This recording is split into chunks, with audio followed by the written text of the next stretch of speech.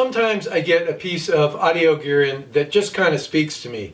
It's usually its looks and its functionality, and maybe when I get the covers off, just something about the way that they built it inside. Well, this particular Sansui AU7700 Integrated amplifier is one of those pieces of gears. It sold in 1975 for $400, or in January 2024 dollars, about $2,260. It was rated at 54 watts per channel into 8 ohms, both channels driven, at not more than 0.1% THD, and its frequency response was plus or minus half a dB over that same frequency range. Now, this particular integrated amplifier was part of Sansui's AU line of that era. It started at the AU2200 and went up to the AU20000, which was a 170 watt per channel into 8 ohm beast that boasted power meters. So now we'll take a little tour of the unit. We'll look at the controls in the front, what's going on in the back, and then I'll pop the covers and we'll see what it looks like inside. Then, of course, will be data, and finally what my impressions are after using it.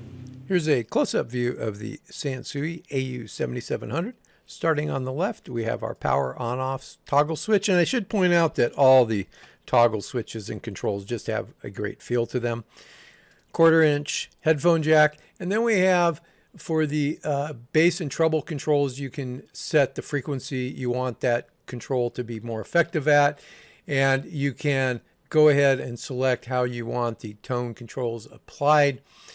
We also have a low filter, and it has 2 different frequencies where it can be effective, as well as the high filter, which also has 2 different frequencies that could be affected. And this guy right here, you can select the tone and the filters to be on or off, or have everything just off as you desire. Our balance controls, the outer ring. Here is the volume control. This is our loudness boost, and you can either just boost the lows or the highs. And then we have muting, where we can select how much muting we want. That's pretty unusual. And then we have our mono, normal, reverse for the stereo. We have our input selector here, 2 phonos, a tuner, and 2 auxiliaries, which is rather nice. And then we have our tape monitor circuits here. And then we have our treble, mid-range, and bass controls here, and they all have detent positions. And over here we can select no speaker, or we can have A, B, or A plus B. So there's quite a bit of versatility with the AU7700. This obviously is the rear view of the AU7700, and starting on our right we have a replaceable fuse holder here, and we have our speaker connectors here, which can do 2 sets of speakers, and they're the kind of terminals where you push down on them and push the wire in. We have 2 unswitched outlets and 1 switched AC outlet. Now, here is where we can separate the main or the preamp, which would be done here. These are our pre-out main in jacks here. This is a DIN jack for the tape record 1, and then we have for Phono 1, you can vary the loading that goes in parallel with the Phono 1 input, and you do have 2 auxiliary inputs and 2 Phono inputs here as well, and these guys right here would be for the 2 tape decks. Here is a view of the AU7700 with its top removed, and it's laid out rather nicely. We have our 2 big power supply caps here and power transformer there, of course. And we'll look at some of this stuff closer. Here is one thing that we'll see a closer view of these.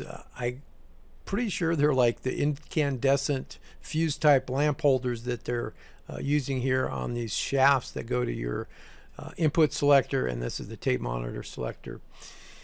As you can tell, it may not have been obvious from the rear view, but everything is kind of jutted out so that you can just push down on the RCA connectors and speakers. They're not flat up against the back like the majority of receivers are. Here is a view looking from the bottom that shows all of the output transistors, or close to all of them. I guess it does show all of them. There are PNP and NPN transistors, so it's a class AB amplifier, and it kind of just shows you the goings on inside from the bottom view portion. Here's another view that shows the toggle switches here, some of the front toggle switches, what they look like. And this is just kind of a broader view showing the output transistors and kind of where everything fits together at. And we have our speaker protect relay here.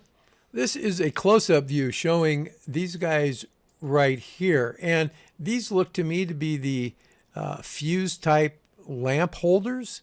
And they have them connecting between where the shaft for this goes in, and then you have the long shaft here. So there's actually this piece and this piece and this piece and this piece, and they have them connected, and somehow maybe these are serving as shorts to give you a continuous ground, I guess you would say, from here to here electrically and from here to here electrically.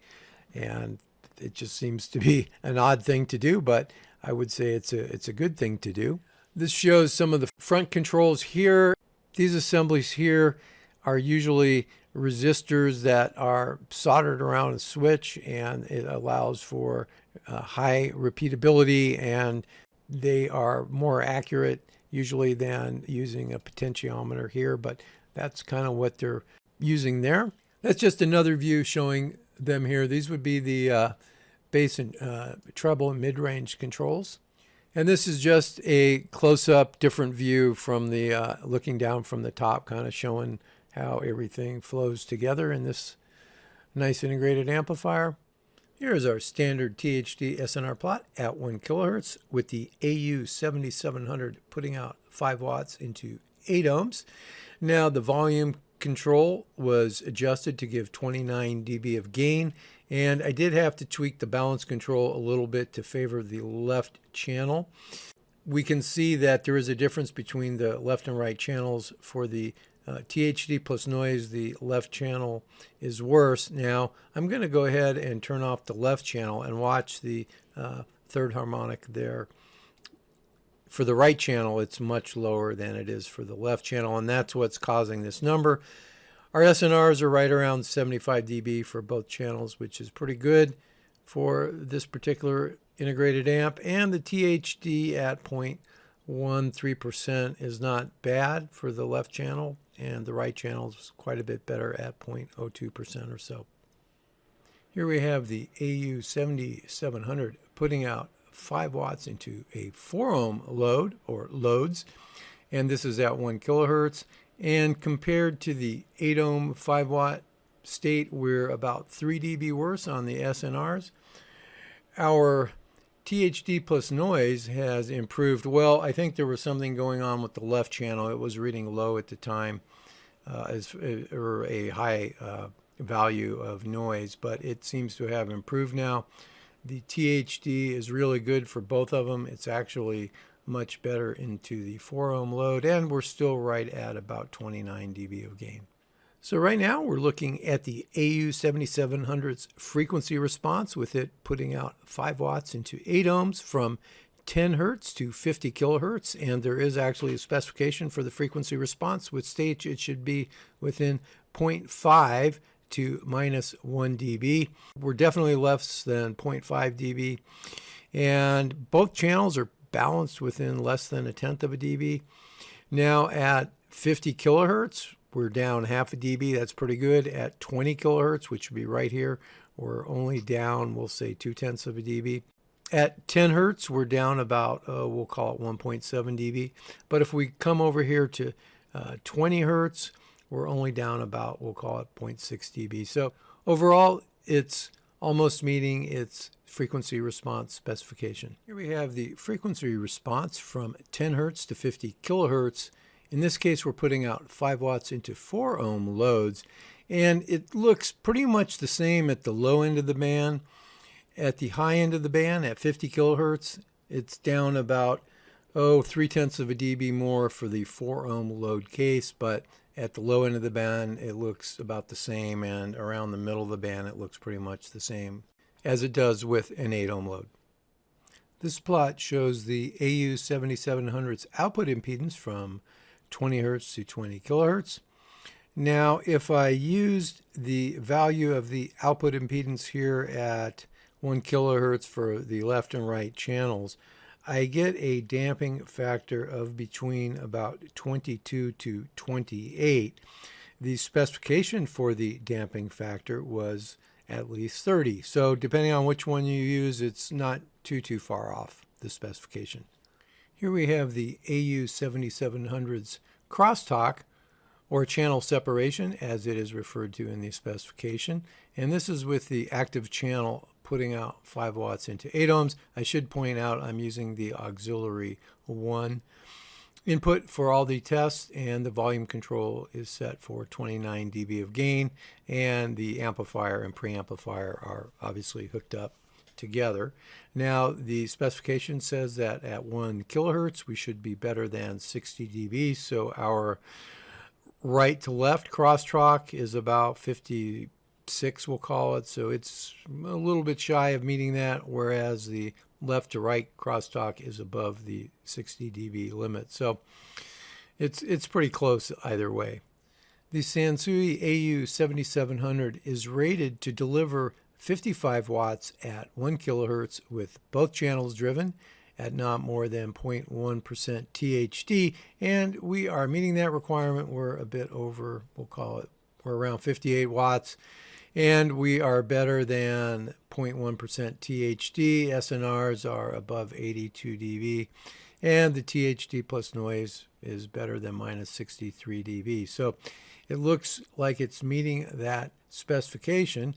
And if I go ahead and bring up the harmonics, we have our even harmonics right here, and they're higher than the odd harmonics, which is typically not what you would expect for transistor amplifiers, but it does happen. So let's see what happens when the power is increased a little bit more. We'll see if we can get a little bit more power out of this guy before, right there it's looking pretty bad, at least for the left channel. So it's putting out around 65 watts or so. Better than 1% THD, but I don't like all this. And the left channel, that THD plus noise is coming up there. So we'll just say that it could do 65 watts into 8 ohms and still probably not sound that bad. Here we have the AU7700 putting out about 100 watts into 4 ohm loads. And you can see our distortion is a little bit over percent with the left channel, a little bit under percent with the right channel. So we're pretty much at the very limit of this particular integrated amplifier. SNRs are 46 dB and the THDs plus noise is around minus 40 dB. So not looking so good there, and you can kind of tell the ugliness of this. At this point you can see our harmonics. The third harmonic, odd harmonic, is a bit higher than the even harmonic, which is kind of what we would expect. Now, if I back down the power a little bit, let's see what it looks like. So here at 80 watts, it looks really nice into 4 ohm loads. I probably can go up maybe just a little bit more than that. So 84 watts, you know. So at 89 watts, it's still looking pretty good. So we'll just call it 90 watts, and our THD plus noise is creeping up there. But right there at about 90 watts, it's looking pretty decent into 4 ohm loads. And the harmonics still kind of looking pretty close. The second and third, or the odd and even harmonics, are pretty close, but the odd harmonic is just a little bit higher. This plot shows the AU7700's THD versus frequency at a couple of different power levels. Now keep in mind, it should have better than 0.1% THD, and we do, except for around here, it's above the 0.1%, but it's less than 0.2%. It's really not that bad in the grand scheme of life. Our starting frequency is 20 hertz, and we're going to 20 kilohertz. And these power notations here, minus 3.1 would be about 50 watts into 8 ohms, and minus 12.1 would be about 6 watts into 8 ohms. So it actually has higher THD at the lowest power level. Here we have the multitone test response of the AU7700 with the gain set for 29 dB, and we've got it putting out, well, close to 6 watts into 8 ohms with the multitone signal.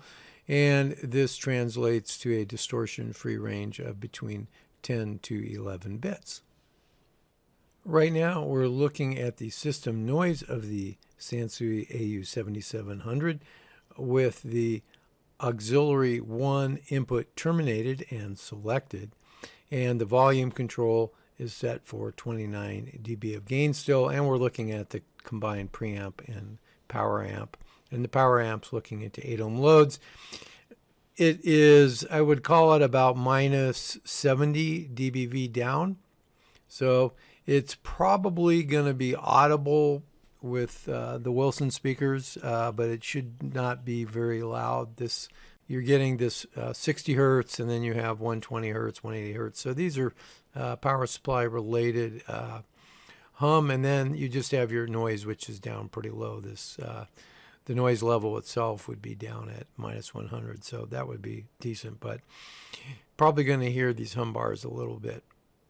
This plot shows the effect of switching in each of the filters, and that includes the loudness filter, which has two different modes of operation, the low and high boost as well as just the low boost, and they're all referenced to the one trace labeled flat, which is the one in blue kind of going down the center, and so that would be with no filters on and all the tone control set flat.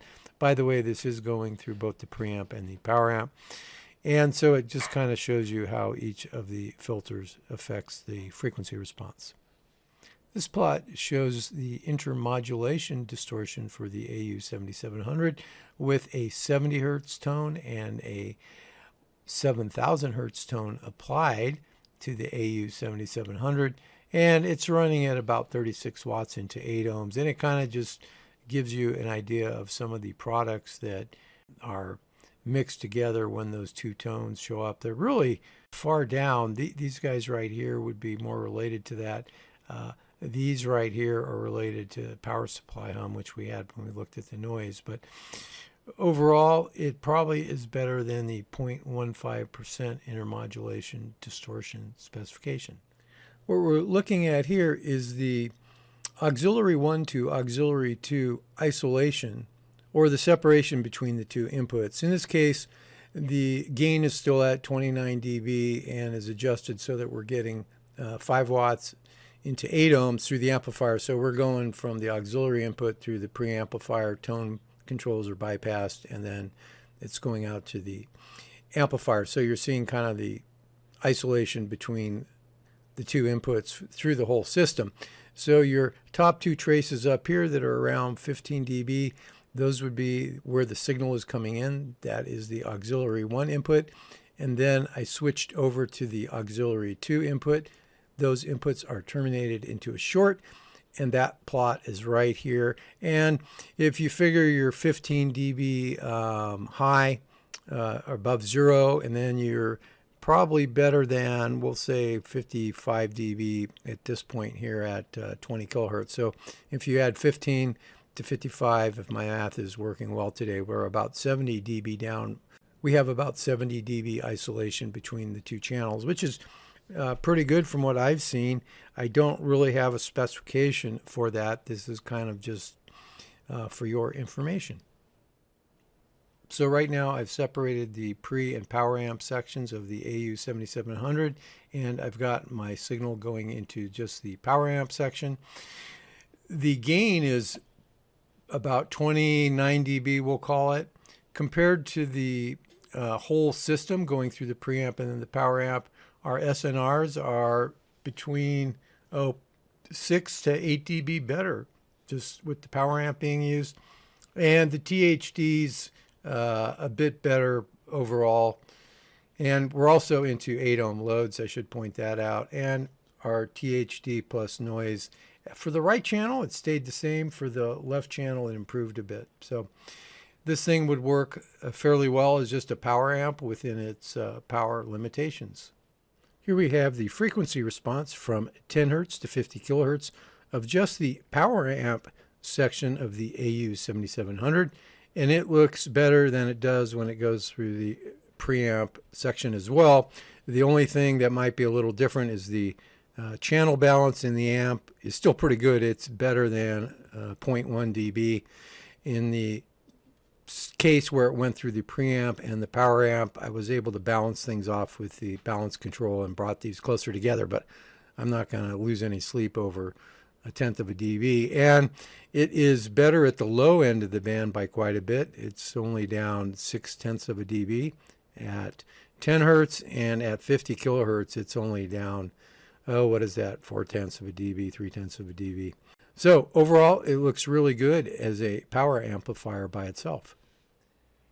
Here we're looking at the Phono input. This is the Phono 1 input to the Tape Monitor 1 output, and there are two Phono inputs. They're both moving magnet kind of inputs. I just chose Phono 1. You can see the THD looks really, really low, 0.00098%, 86%. It looks really good. SNRs are 40, we'll call it 42 dB. You can see the gain of the Phono stage is 33 dB about, and the reason we're not getting our best SNR is this 60 hertz hum right here that's kind of high. So if I were to keep this thing and use it to play records, I would probably go in and replace some caps that were related to the power supply for the Phono stage. Here is the frequency response of the Phono 1 input to the Tape Monitor 1 output, with a 5 millivolt signal applied to the Phono 1 input. And there is a specification that from 30 hertz to 15 kilohertz, it should be plus or minus 0.5 dB with the RIAA filtering applied, which I have. You can see there's some little power supply spikes kind of coming in here. But at 30 hertz, we're down, we'll call it 0.6 of a dB.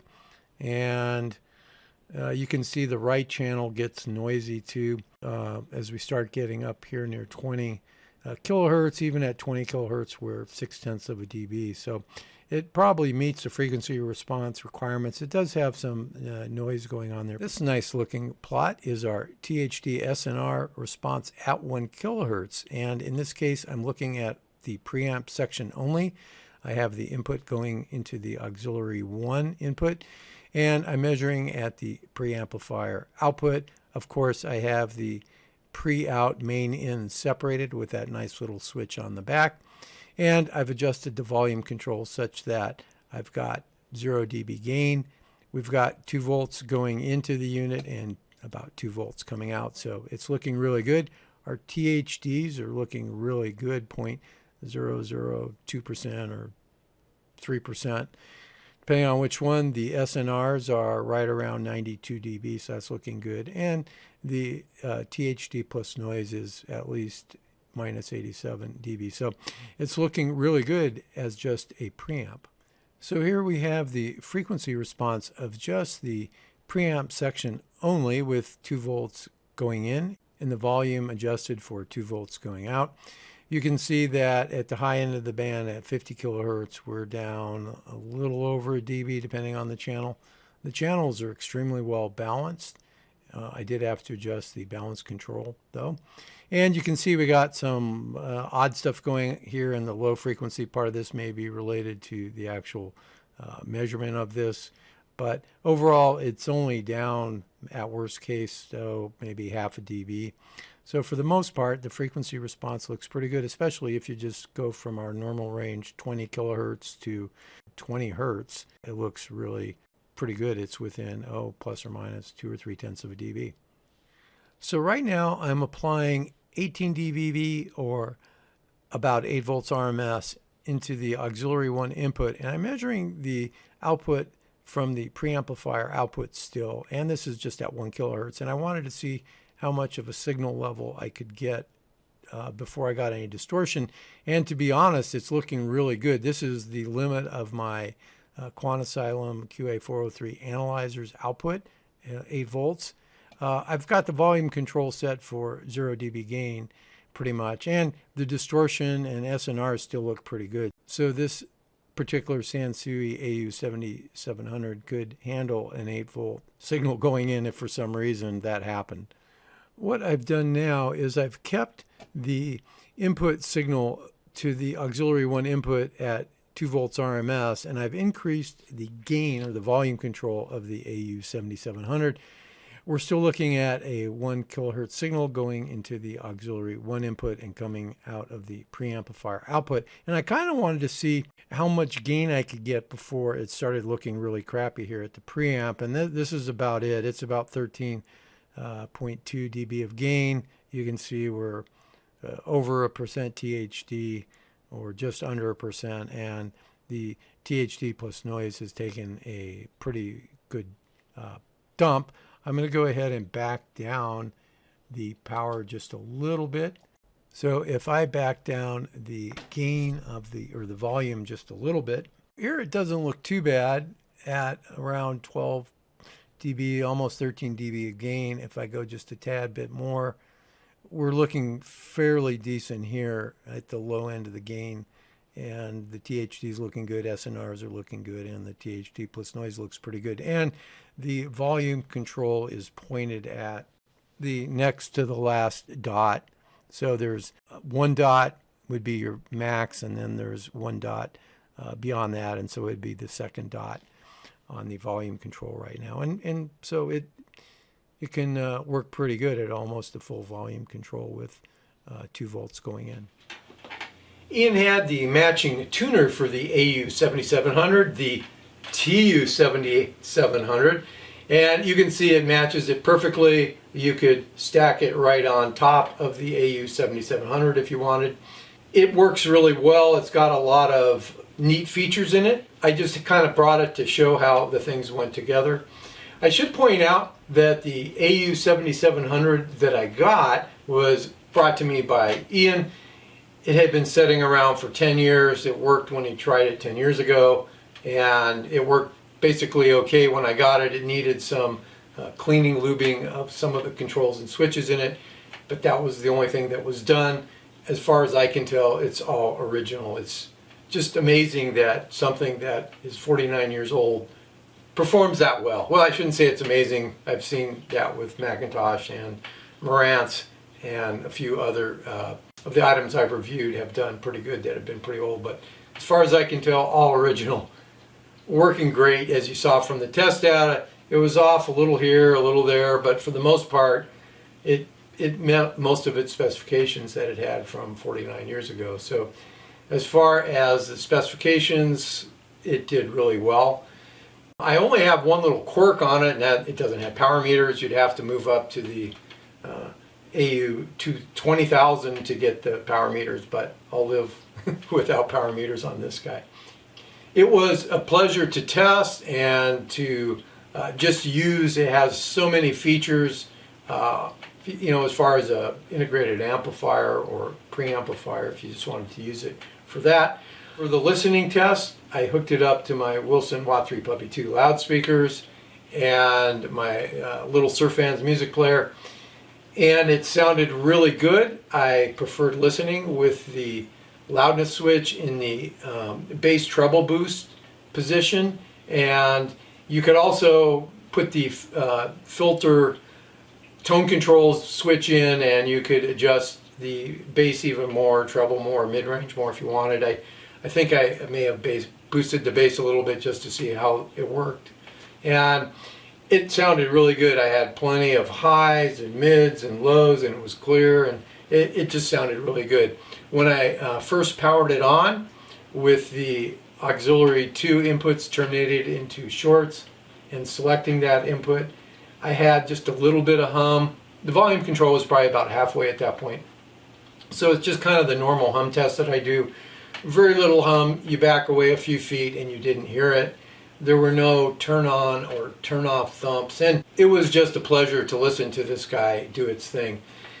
I hooked up my realistic APM 100 power meter, and I was hitting peaks 40 to 50 watts into the cow switcher, about really 6 ohm speakers, but it did just fine. There was no sign of overloading anything. It didn't get hot at all. It runs fairly cool, actually.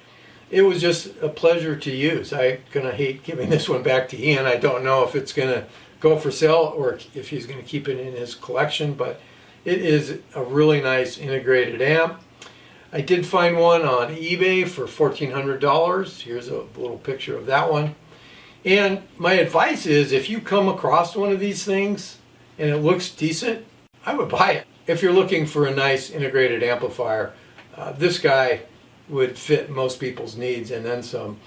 It had plenty of power when I was driving to Wilson's, and like I said, at around 40-50 watt peaks, it was putting out 90 dB SPLs, which is pretty loud and louder that most people are going to want to play for normal listening. So 54 watts, it actually will do more than that, is plenty for most people's applications if you have some nice speakers. So I really think this is a great integrated amplifier, and I would highly recommend it.